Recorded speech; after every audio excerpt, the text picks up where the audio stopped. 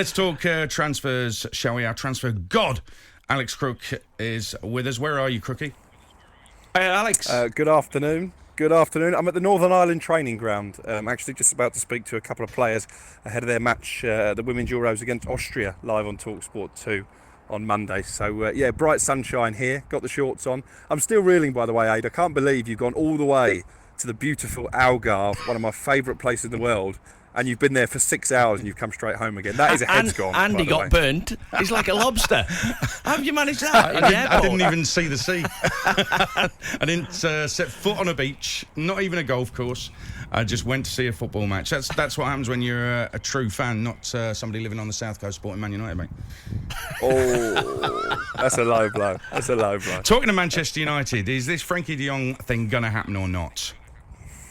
Well, I've been confident, the club have been confident, but I'm in the territory now where the longer it drags on, the more sceptical I become. We know the hold-up is that he's owed some money from Barcelona that he deferred during the pandemic, and Barcelona's finances are all over the place at the moment. That's what's holding up their move for Rafinha as well. We'll probably talk about that in a minute, but I think United are getting a bit concerned and a bit agitated with the length of time this deal is taking, the length of time all their deals are taking, because we're still waiting for Christian Eriksen to formally sign on the dotted line. It's not been a great transfer window by any stretch of the imagination so far for Manchester United. You've got the Ronaldo headache as well.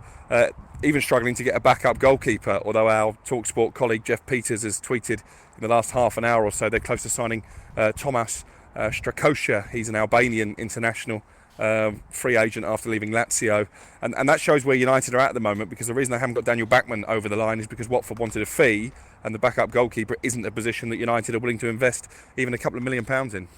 Alex, in your opinion, you're a Man United fan. I think Frenkie de Jong is a midfield player they need, but in your opinion, who else do they need to sign? Well, if Ronaldo goes, and I think that is still open to debate in terms of who's actually going to give him the type of contract that he's on at the moment and offering that route back into the Champions League, they'll need a centre forward. They like Anthony, but he's not an out-and-out number 9. I know they've been actively looking at alternatives in case Ronaldo goes. I know Dybala's been mentioned at the moment. I think there's more agent talk, but there aren't many number 9s out there, are there? They need a right back for me, because I don't think Aaron Wan-Bissaka is good enough to play for a team that want to dominate possession. I think he does well at Crystal Palace, Dean. I think you made this point last week. If he plays for a team that don't have much of the ball, then he can use his obvious defensive qualities. But if you want an attacking modern-day fullback, he's just not the answer, is he? Well, I think he's 1v1 defender. He's hard to beat. He's one of them. He reminds me of Earl Barrett. You remember Earl Barrett played for Villa? Yeah. You couldn't get past him 1v1. It's different when the ball's on the other side of the pitch and you defend in the back post, which is a bit more difficult for fullbacks, and that's an art in itself. Not letting the winger get inside you, not getting beat in the air. I think he struggled at the end of the season a bit when he did play around that area. But going forward, it's distribution. If you play for Man United, you've got to be able to do both. You've got to be able to cross it from the byline and pick people out, and also you've got to be able to defend 1v1. And like you just said, he's probably lacking that little bit of quality, but I've got the list in front of me of the people on the plane for pre-season, and I've got to say, well, no, there's a list on there. You could get rid of nearly all of them on that list. I'm going to, the list is like Dalot, Shaw, Sancho, Telles, Palestre, Wan-Bissaka, Van der Beek. You keep Alanga. Then you've got Bruno, Martial, Rashford, Malacia has just signed, Fred, Varane. I mean, there's not many. Robbie Savage's son's on the plane, which is a good point. Well done.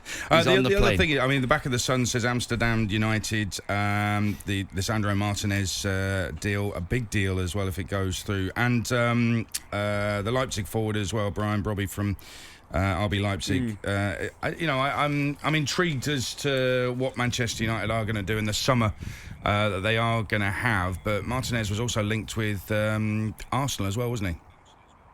Yeah, I think that the club believe that his relationship with Ten Hag, the fact he's played under him, give them the advantage. But Ajax still haven't actually formally accepted that latest offer as yet. I think they're hoping to try and get some kind of a bidding war going between the two clubs. I guess in some ways you can draw parallels with what Ten Hag is doing, and he is leading the recruitment drive, because I think United scouts actually recommended Pau Torres to him, and he said, no, I want Martinez. So he is having the final say on transfers. You can compare it to when Arsene Wenger came in at Arsenal and started raiding the French league, and I think a lot of people looked at that with disdain at the time, and it worked out well. I think Manchester United fans are hoping it can work out similarly well here. I think it'll either be genius what he's trying to do, or it will be an absolute disaster. I'm not sure there's going to be much middle ground, to be honest. Who are the scouts, Alex? Who are the people that are coming back to Ten Hag saying, I've got to play for you? Because whoever they've had in the last 5 years, disaster. Yeah, they've invested quite heavily in the scouting department in recent months. But to say that it's a bit of a throwback to the Sir Alex Ferguson days, in that the manager really is ruling the roost on that front. All of their targets almost are players who have played under or against Ten Hag. Obviously, Malacia, another player that we don't know too much about on these shores. He impressed Ten Hag playing in the Dutch league for Feyenoord. So it almost feels like this scouting system United have put in place is not fit for purpose at the moment, because the manager is doing his own scouting. But I'm sure as the window goes on, there will be players who haven't necessarily got those links to Ten Hag, and I know there is a list of players that they've got that haven't yet come out in the media. They've been quite secretive over their list of targets, which again in recent years there's probably been too many leaks coming out of Old Trafford to keep those names secret. Let's move on to Raheem Sterling, not just him to Chelsea from Man City. Nathan Ake has been linked as well. This Raheem Sterling one seems to have been going on and on forever. I think he was on Insta earlier saying he's back home in Jamaica and having a good time. I mean, is that going to happen? When's it going to happen? And what about Ake? I thought it would have happened by now, to be honest, because we know that personal terms have been agreed. He's happy with the contract on offer from Chelsea. He's actually getting a pay rise on his current wage at Manchester City, so no issues there. I think the clubs have pretty much agreed the terms of the fee as well, £45 million plus add-ons. So I'm not sure why it hasn't been announced yet, to be honest, but it took Arsenal about a week to announce Gabriel Jesus after he was actually in there doing his videos and pulling on the shirt for the first time. So we know that clubs try and come up with all kinds of weird and wonderful ways to unveil their new signings. I thought the Newcastle one with Nick Pope and the smoke coming out of St James's Park was probably the winner of the summer in that respect. In terms of Nathan Ake, I expect this to happen. I think Chelsea want 3 central defenders this summer. Obviously they've lost Rudiger, they've lost Christensen as well, although Sam Matterface will tell us that's not a massive loss in the case of Christensen. So I think Ake will be one. We know they're in for De Ligt, although so are Bayern Munich, and it's been mentioned to me this lunchtime, keep an eye on Upamecano as a possible Chelsea target if they do miss out on De Ligt. So Todd Bowley's been busy. He's been on a whistle-stop tour, introducing the movers and shakers of clubs around the globe. Obviously he's met George Mendes, he's met the Barcelona president Juan Laporta as well. So again, I'm intrigued to see how this works out, because obviously they've dispensed with the tried and trusted lieutenants from the Abramovich era, and Todd Bowley and Thomas Tuchel leading their recruitment drive. It's a fascinating summer for so many clubs, this one. And any news on Ward-Prowse? Because it seems to have gone quiet on him leaving Southampton. I'm told he's staying. 100% he's staying at Southampton. I know he's been linked with West Ham, and I think there is some interest there, maybe Newcastle as well.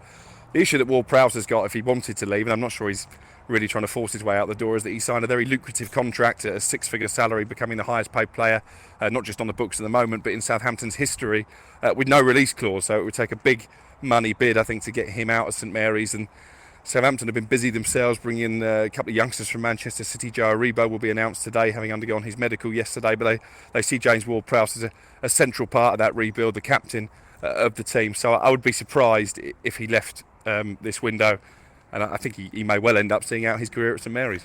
I've got a question on Liverpool for you shortly, but a couple of others. I'm intrigued by the Joe Aribo deal. I think the player's done really well. I do wonder if that is Southampton bracing themselves for a real proper relegation scrap.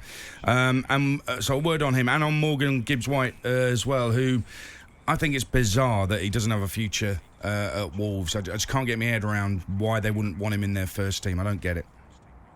Well, I think they do, Adrian. I think he's been offered a contract. He is reluctant to sign that contract because I think he feels a bit underappreciated. The fact he's been sent out on loan for the last couple of seasons when he believes really he should be playing in the Wolves first team. So I think it is a problem for them.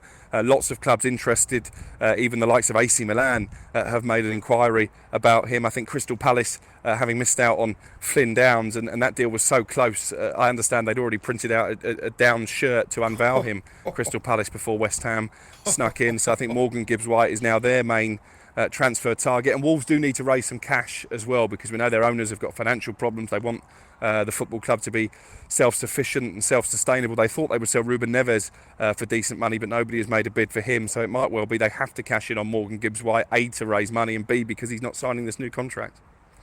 And Liverpool, are they getting away with it a little bit because they've signed Nunez? Mane has gone. That, to me, it may prove to be eventually a masterstroke, and what a signing. He's a Liverpool legend, but as it stands right now on paper, that's a downgrade. And this is a team that kind of limped along in the Champions League final, didn't really threaten. They're a bit like Spurs when Liverpool beat them in the Champions League final, just made up the numbers, really. They didn't win the title. 4 times in 5 years, Man City have won that. They didn't score in any of the 3 cup finals they played in, and won the 2 domestic ones on penalties against Chelsea, who've gone through all sorts of turmoil through the season. So you can dress up Liverpool's season as, actually they're successful because they won 2 cups, absolutely fine, got to a Champions League final and ran City close. Or you can dress it up as they need to really push on, not sell stars. They need to sign even more players, because otherwise Man City are going to get away from them, given the transfer business that they're doing. So I'm a little bit underwhelmed with Liverpool this season in terms of, as a neutral, I want a really tight title race next season.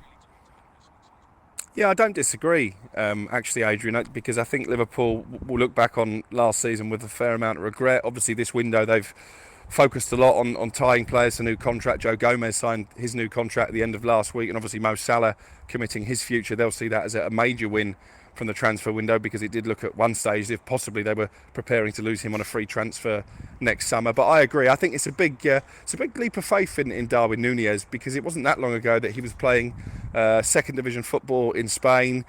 He was almost going to join Brighton and Hove Albion, so it's a huge leap that he's made in a relatively short space of time. And I think Liverpool will miss Sadio Mane.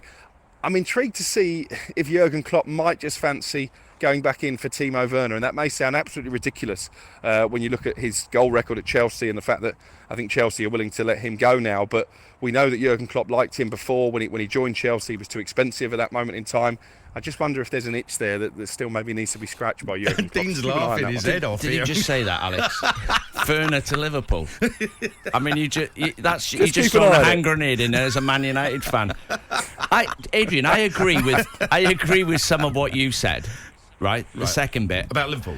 Yeah, the second bit about you can't lose your best players. You have to keep buying better players on top of what you got if you want to keep going forward. Losing Mane, for me, is a massive loss. A massive loss, because the front 3 at Liverpool are arguably unstoppable on their day. I know you're going to say, well, they didn't score in the finals, but the other part I disagree with. They were in 4 competitions right to the end, right in it, and hardly put a foot wrong all season, and it's a bounce of the ball. Nobody remembers the losers, Dean. No, but it's the bounce of a ball, Alex, at the end. It's where even when they won on penalties, they won it on the bounce of a ball. When they lost to Real Madrid, it was like it could have gone either way. All the games they were involved in the finals could have gone either way. So I don't think there's a lot between Man City and Liverpool, but Man City have just gone Haaland, great signing. I'm not sure about letting Sterling go, but Sterling's obviously said to him, am I going to play a bit more? And the manager's gone, I can't guarantee you it. So Sterling said, all right, let's shake hands. Let's not fall out. I'll just move on. That's what's probably happened. Here's my thing with Mo Salah, right? And I know they've been celebrating like they've signed a new stellar player, but they've basically, doubled his wage, whatever it is. They've increased his salary massively. So they're paying him a huge amount more than they were. And this is a player who has, with Liverpool, won 1 title in 5 years. So you can't let him go. I get that. You shouldn't let Mane go. But it puzzles me that everybody seems to think that keeping him is going to suddenly mean Liverpool are winning titles. I cannot see that at all. Hopefully they'll prove me wrong, because I really want a competitive Premier League. But that part of it, I don't get. Salah, you mean? Yeah. Just go forward 10 games into the season. Yeah. He'll be on 5, made 5. Guaranteed. 5 years, he does it every year. That's what you're buying. Okay, but hold on. Golden Boot is great for the individual, okay? But did Man City have a Golden Boot winner last season? Did they care? No, 2 different styles. Both Man City are just total football, completely different style. Liverpool are direct, quietly direct, with 2 fullbacks who go forward and just put the ball in the box. But they're quite direct. They've got 3 workman-like midfield who wouldn't get in Man City's team. Correct. But the 3 players they've got in midfield, whoever they are the most unselfish midfield players you can imagine, because they do all the donkey work to let Salah and Mane stay up the pitch, so they haven't got to do as much running back. So it's like 2 different styles of football. But Salah, you know what you're going to get. You're going to get 20-odd goals off him next season. You would have got 20-odd off Mane. How do you replace that? Guaranteed. What was it at the end, Alex? You know your stats. Was it 4 goals in 21 games for Salah at the end of last season? How many did he get all season? We all have bad patches. I had one once, and it lasted about 10 games. Do you know what? I thought you were going to say 10 minutes. I think I've said this. Arthur Cox, I was at Derby, right? I went 10 games without scoring. And this is the best in football, turning a negative into a positive I've ever heard to this day. He said to me, come here. Arthur Cox, he was like Sergeant Major, but he was like, everything was a secret. So he pulls me, he says, come here. You know you've gone 10 games without scoring. There's not many people do that, you know. There's not many people get to 10. You normally get left out after 6. He said, you must be doing something right, son. I would have left you out by now. Well done. I got well done for not scoring 10 games. And scored next game, probably. Yeah.